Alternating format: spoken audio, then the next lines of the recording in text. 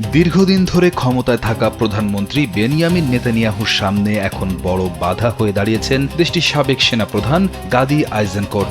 সংবাদ মাধ্যম ফ্রান্স 24-এর একটি খবরে এমনটাই জানানো হয়েছে।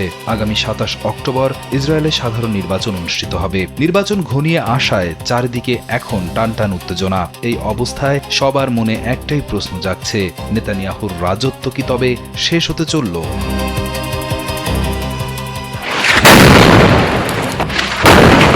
2023 সালের 7 অক্টোবর গাজা থেকে হামাসের নজিরবিহীন হামলার পরই মূলত এই রাজনৈতিক পট পরিবর্তনের সূত্রপাত। ওই হামলায় নিরাপত্তা ব্যবস্থার চরম ব্যর্থতা এবং গোয়েন্দা তথ্যের ঘাটতির জন্য সরাসরি কাঠ গড়ায় দাঁড় করানো হয় নেতানিয়াহু সরকারকে। গাজা যুদ্ধ দ্রুত বৃহত্তর আঞ্চলিক সংঘাতে রূপ নিলে সাধারণ মানুষের ক্ষোভের আগুনে ঘি ঢালে।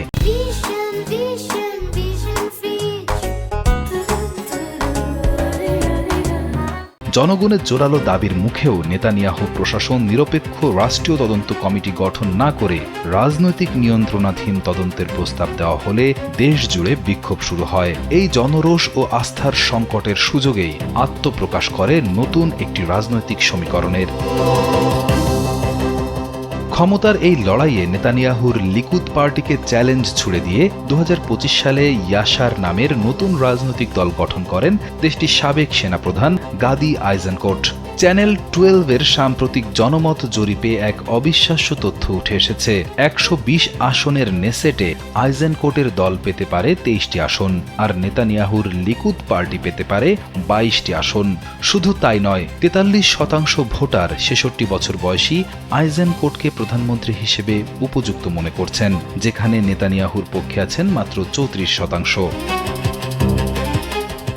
আইজেনকোটের 10 দফা নির্বাচনী প্রচারণার মূল হাতিয়ার 7 অক্টোবরের হামলায় রাষ্ট্রীয় তদন্ত কমিশন গঠন, নতুন জাতীয় নিরাপত্তা নীতি প্রণয়ন এবং বিচার বিভাগের স্বাধীনতা রক্ষা। তবে ফিলিস্তিন ও লেবানন সংকট নিয়ে তার উগ্রপন্থী অবস্থান এবং কঠোর সামরিক জবাবের নীতি অপরিবর্তিত রয়েছে।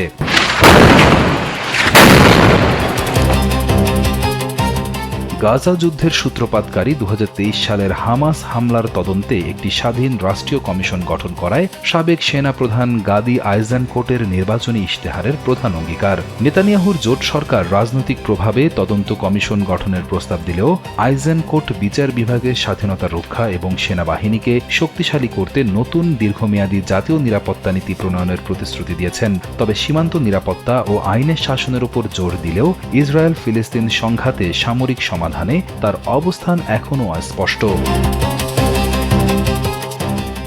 রিয়াদ হোসেন, কালবেলা।